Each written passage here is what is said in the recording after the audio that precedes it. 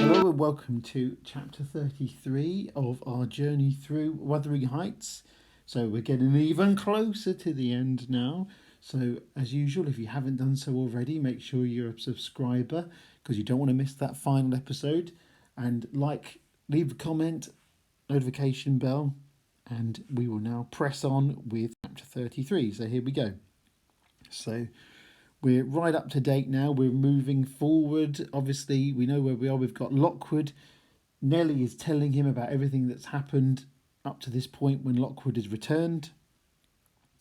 And Earnshaw, which is Hareton, he'd injured himself with a gun accident, which we talked about before as well. And we see young Catherine's independence coming through here as well.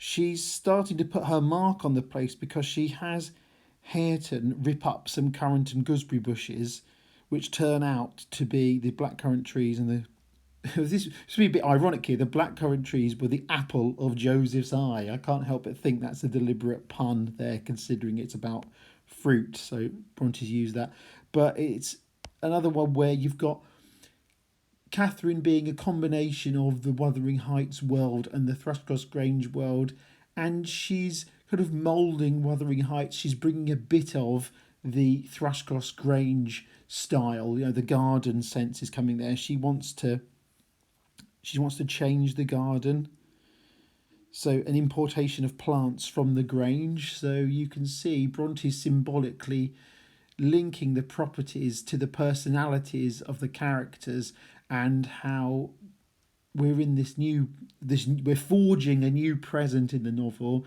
and there's a sense of a balance is being restored as we get towards the end of the novel as well. So I'd forgotten they were Joseph's, answered Earnshaw. Dolt, rather puzzled, but I'll tell him I did it. Okay, so he's so under Catherine's influence now, they're becoming closer and closer. He's just does as she's told him. He can't do any heavy work because of this arm injury that he's had. I held the mistress's post in making tea and carving. So in terms of the domestic arrangements, we've said before, Nelly has a maternal role, and it's like she's the lady of the house here. So she's the one who's making tea and carving the meat and all those kind of things as well, which technically, according to normal social values of the time, Catherine would technically be the lady of the house, but Wuthering Heights setup is obviously very unusual, so it doesn't follow the standard rules of the time at all. It's not like Nelly is an equal to the people she works for, but she's having to do that role. She's having to not only make the dinner, but she's got to kind of serve it up and kind of host it effectively as well. She also gives Catherine and Hareton, Catherine a warning. Now, mind you, don't talk with and notice your colour too much were my whispered instructions as we enter the room. It will certainly annoy Mr. Heathcliff and be mad at you both. I'm not going to, she answered. Well, actually, the minute after she sidled to him and was sticking primroses in his plate of porridge. So they mess around, there's that kind of innocence of youth, but there's a real sense of their relationship is getting closer there. And again, tellingly, primroses, she's dropping flowers into his porridge, which is that delicious primrose taste. Yes, don't add primrose to your porridge. And primroses can also represent youth and also optimism as well. So there is this sense of hope appearing at the end of this novel with this relationship of Hareton and Catherine as well. Anyway, you've got afterwards she turned and recommenced her nonsense, so she's chucking more primroses in his porridge. At last Hareton uttered a smothered laugh. Miss Heathcliff started. His eye rapidly surveyed our faces. And that's an example of synecdoche there, because a part's representing a whole. So his eye rapidly surveyed our faces. So Catherine met it with her accustomed look of nervousness and yet defiance, which she abhorred. "It is well you're out of my reach," he exclaimed. "What fiend possesses you to stare back at me continually with those infernal eyes?" Some more hell references there as well. "I thought I'd cured you of laughing." Then Hareton, again, it was me. He's defending Catherine there. He's the one who's laughing as well. Here we have miserable old Joseph come in, and he's not happy about his bushes being taken away. I'm on my wage and I'm on go. Whatever he's talking about. I had him to D where I'd served for 60 years, and I thought I'd lug my books up into garret and all my bits of stuff, and they should have to kitchen to themselves. So there he's not happy about having to take all his stuff out so Catherine and Hareton can kind of have what was formerly his sort of fireplace and his own space that he'd have there. But now she's turned my garden for me, and by the heart, mister, I cannot stand it. So he's lost his and his berries. Heathcliff, though, is not that sympathetic. Now, idiot, interrupted Heathcliff. Sorry, I should do the Tom Hardy voice. Now, idiot, interrupted Heathcliff. Cut it short. What's your grievance? I'll interfere in no quarrels between you and Nelly. She may thrust you into the coal hole for anything I care. Heathcliff does have a strange respect for Nelly. We've talked about before in previous videos as well, haven't we? But it's no Nelly, answered Joseph. I shouldn't shift for Nelly. Nasty old now to shoe is. He doesn't like Nelly either. He doesn't like anybody, Joseph. But it's young flersome gracious queen. That's witch star lad. So Catherine has been likened to a witch in the past as well. She even plays up to it to taunt Joseph. And Joseph seems to take it quite seriously as well. So that's how she kind of gets around him. It fair brusts my heart. He's not happy with Hareton as well. Riven up a whole row to grandest currant trees into garden. So he's really annoyed about this. Heathcliff's response, is the fool drunk? Asked Mr. Heathcliff. Hareton, is it you he's finding fault with? So he's pulled up 2 or 3 bushes, but I'm going to set him again. So he's going to put them down. He's going to replant them. So this is not a big deal, Joseph. Just calm down. But it shows how devoted Hareton is to Catherine as well. Who the devil gave you to leave? Who the devil gave you to leave to touch a stick about the place? Demanded her father-in-law, much surprised. And who ordered you to obey her? He added, turning to Hareton. Sorry, should have all been the same voice. But they're much more. Hareton's devoted to her now. You shouldn't grudge a few yards of earth for me to ornament when you've taken all my land. Your land, insolent slut, you never had any. So that obviously in modern times has more sexual connotations, but in that era it actually didn't. But it's still a pejorative and it's still an insult. But it didn't have sexual connotations at the time. And my money. So she's taken everything, land and... So this is a reference to what we've been humorously referring to as Heathcliff's game of Gimmerton Monopoly, where now he owns everything, but she's got nothing. She's been swindled out of anything she would have had. Hareton's been swindled out of everything that he would have had. So Heathcliff doesn't respond well to that. So Catherine is defiant of Heathcliff, and she said that if you strike me, Hareton will strike you. So you may as well sit down. So she knows Hareton will defend her now, at least thinks she will. Again, notice again the more the supernatural lexis there, and damnable witch. That's another pejorative as an insult. We've said about Catherine being linked to witchcraft. She's not a witch, but she's linked to that symbolically as well. And Heathcliff demands she's going to be, do you hear? Fling her into the kitchen. I'll kill her, Ellen Dean, if you let her come into my sight again. So Heathcliff, again, he's Bronte re-emphasises those villainous qualities. He'll not obey you, wicked man, anymore, said Catherine, and he'll soon detest you as much as I do. So she's, again, the defiance here as well. Wished, muttered the young man reproachfully. I will not hear you speak so to him. Have done. But you won't let him strike me, she cried. So there's a kind of battle here for Hareton's loyal to Heathcliff. He's seen him as a father figure. He's got devoted to him. Nothing can really change that. But he's now more devoted to, or becoming more devoted to Catherine. So he's torn. So Bronte's depending. This kind of this battle between the civilised and the uncivilised, effectively, and Hareton's true nature versus the artificial nature that he's been brought up with. And again, we said again, all these themes of the novel are coming through. The idea of how you're brought up affects your adult self. how much of your personality is innate in your true self, or is it how you're brought up? Is it a mixture of both? The novel explores all of these ideas through different characters. Heathcliff, he had real violence here. He had his hand in her hair. Hareton attempted to release her locks, entreating him not to hurt her that once. Heathcliff's black eyes flashed. He seemed ready to tear Catherine in pieces. So there's hyperbole there as well. But Heathcliff's violence is very, very real here. And again, his villainous qualities being emphasised as well.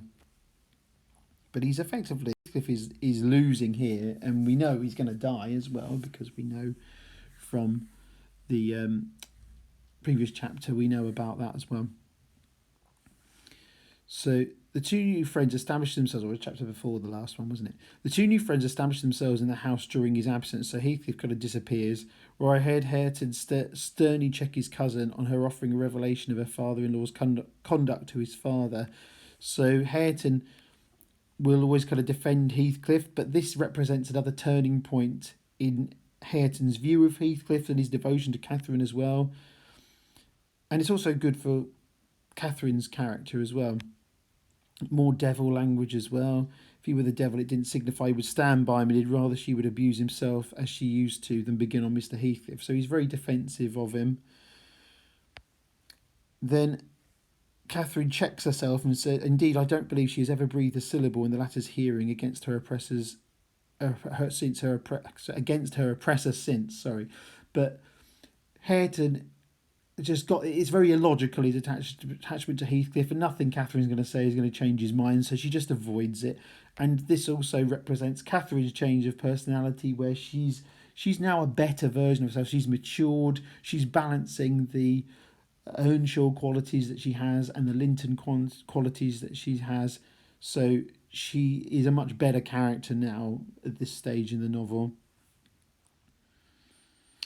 His honest, warm and intelligent nature shook off rapidly the clouds of ignorance and degradation in which it had been bred. So with his education, Hareton is now becoming a better person as well. So you've got more kind of natural imagery here as well, the clouds of ignorance. But that also links to the theme of books and education and learning and freedom. So Hareton becoming more his own true self. I could hardly fancy it the same individual I beheld on the day I discovered my little lady at Wuthering Heights after her expedition to the crags. While I admired and they laboured, dusk drew on, and with it returned the master. So there's pathetic fallacy there, like as dusk drew on, the night time and Heathcliff returns. But Hareton's changed a lot, and he is changing, and he's improving as well. Then I reflected there was never a pleasanter or more harmless sight, and it would be a burning shame to scold them. The red fire light glowed on their two bonny heads and revealed their faces animated with the eager interest of children. So their ages are, he's 23 and 18, but they've got that real spirit of youth. And there's a sense of them being close to nature because of that as well. So you can link this to kind of romantic ideas about childhood and nature. They lifted their eyes together to encounter Mr. Heathcliff. Perhaps you have never remarked that their eyes are precisely similar, and they are those of Catherine Earnshaw. Yeah, in some ways, Bronte's not meaning to remind us of how closely related they are genetically, of course, but I think a modern reader, for a modern reader, it kind of reminds us. But it's really meant to remind us that both of them have got Catherine's eyes, and they, not literally, that would be weird even for Heathcliff, but they've got that similarity of the relation to it. With Hareton, the resemblance is carried farther. It is singular at all times. Then it was particularly striking because his senses were alert and his mental faculties wakened to unwanted activity. Because he's improving due to Catherine's interest and his education that he's receiving, he's starting to look more like Catherine now. I suppose this resemblance disarmed Mr. Heathcliff. He walked to the hearth in evident agitation. So the resemblance is disturbing him, because it's too much like Catherine. So there's not a lot Heathcliff can do now, really, as it's really like the natural order is returning. And even Heathcliff seems to realise there's not much he can do there. It is a poor conclusion, is it not? An absurd termination to my violent exertions. So he's done all of this, everything that he's done, all the revenge he's tried to get, what he's got now is an unavoidable situation where true love is emerging and a bond between the Earnshaws and the Lintons. Everything he's done, this is what it's culminated in. It hasn't really worked. Nothing's really been that effective. So you have, I get levers and mattocks to demolish the two houses, and that's metaphorical, and train myself to be capable of working like Hercules, and when everything is ready and in my power, I find the will to lift a slate if either roof has vanished. My old enemies have not beaten me. Now would be the precise time to revenge myself on their representatives. I could do it, and none could hinder me, but where is the use? Even Heathcliff is starting to realise it's pointless. He could take further revenge, but there's just absolutely no need to. He's not going to get anything from it. I don't care for striking. I can't take the trouble to raise my hand. It sounds as if I've been labouring the whole time only to exhibit a fine trait of magnanimity. It is far from being the case. I have lost the faculty of enjoying their destruction. I am too idle to destroy for nothing. So yeah, there's just no point in him taking further revenge. And so as the love grows between Hareton and Catherine, his own need for revenge becomes more pointless. It's just, and nothing he can do can really destroy that. And that's it. I think he really realises that. More self-realisation. And I think, again, you can say there's pathos created. Bronte's creating pathos for Heathcliff because you can see that he's troubled. We've already seen that. And he knows that, as he says here, there is a strange change approaching. I'm in its shadow at present. I take so little interest in my daily life that I hardly remember to eat and drink. This is obviously his obsessive love with Catherine it's all consuming, and as the genuine love of Hareton and young Catherine grows, his own purpose in life is diminishing to nothing. About her I won't speak, and I don't desire to think, but I earnestly wished she were visible. He can't stop thinking about him. 5 minutes ago, Hareton seemed a personification of my youth, not a human being. I felt to him in such a variety of ways that it would have been impossible to have accosted him rationally. In the first place, his startling likeness to Catherine connected him fearfully with her. That, however, which you may suppose the most potent to arrest my imagination is actually the least. For what is not connected with her to me, and what does not recall her? So really, Hareton's resemblance reminds him that everything is connected to Catherine.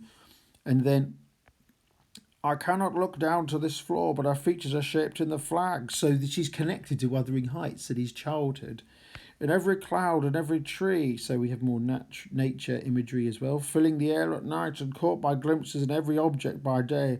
I am surrounded with her image. So we have more nature references. We've got this very kind of figurative language where it shows his obsession, doesn't it? He's obsessed with her. He's seeing her in everything. This is a great sentence here. The entire world is a dreadful collection of memoranda that she did exist and that I have lost her. That's really, really romantic idea as well, and tragic as well. The idea of Heathcliff is twisted by this sadness that he's reminded of Catherine in everything and in everyone he sees. So that's playing on his mind all the time and it's leaving him to actually neglect himself as well. Then I can give them no attention anymore, so he can't be bothered to do anything about what the cousins are doing, where he used to obviously oppress them, but he still does in a way, but he's losing any kind of enthusiasm for it. You have no feeling of illness, have you? Asked, which I didn't highlight that bit. No, Nelly, I have not. You're not afraid of death? I pursued. Afraid? No. I have neither a fear nor a presentiment nor a hope of death. Why should I? With my hard constitution and temperate mode of living and unperilous occupations, I ought to and probably shall remain above ground till there is scarcely a black hair on my head. So he's talking about he's healthy, isn't he? He could live for ages because he doesn't do anything dangerous. He lives quite sensibly. He's not a big drinker. He's not abusing himself in any way like that. So he could live for ages. And yes, I cannot continue in this condition. His problem is actually mental. Physically, he's fine. But mentally, because of the overwhelming grief, I have to remind myself to breathe. I have to remind myself to breathe. Look at that hyperbole there. That's amazing, isn't it? Almost to remind my heart to beat. So it continues there. Remind myself to breathe. Remind my heart to beat. Parallel phrasing there. Bronte's using that to really emphasise this overwhelming grief that is a mental problem for him, but it's manifesting itself physically in some ways. He's physically healthy, but it's his mind is affecting his body, really. It is like bending back a stiff spring. It is by compulsion that I do the slightest act not prompted by one thought, and by compulsion that I notice anything alive or dead which is not associated with one universal idea. He has to kind of force himself to live in reality, really. Then they have yearned towards it so long and so unwavered, I'm convinced it will be reached, and soon, because it has devoured my existence.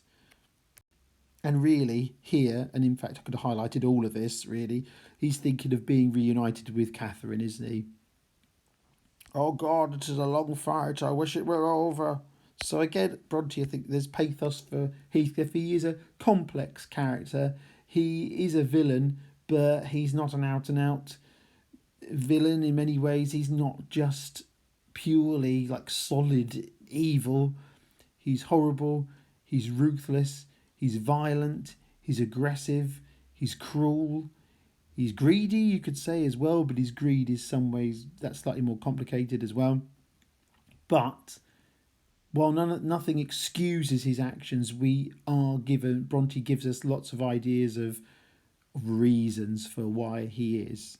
And because of those reasons, she allows us to feel pathos for him because of what he's going through. He is consumed, and he has been since Catherine's died. He is consumed with grief to the point where it's just dominated his life.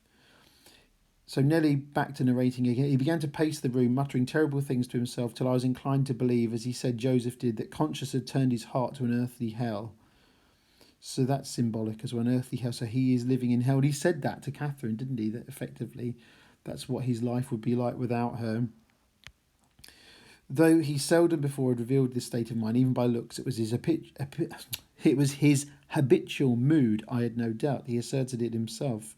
So even though sometimes he can disguise that's not what he's thinking about, he is thinking about Catherine and his grief for her all the time. You know not when you saw him, Mr. Lockwood, and at the period of which I speak, he was just the same as then, only fonder of continued solitude, perhaps still more laconic in company. So he's becoming more and more isolated and withdrawn, and it's like he's getting to the point where he's forgetting how to live. He can't live. That's how intense his grief is. So anyway, on that note, we will finish that chapter. I hope you enjoyed that. Like, comment, subscribe, notification bell, all those things. Thank you very much. So have a good day or night, whatever you're doing. Thank you for listening. See you on the next one, which is the final chapter. Goodbye.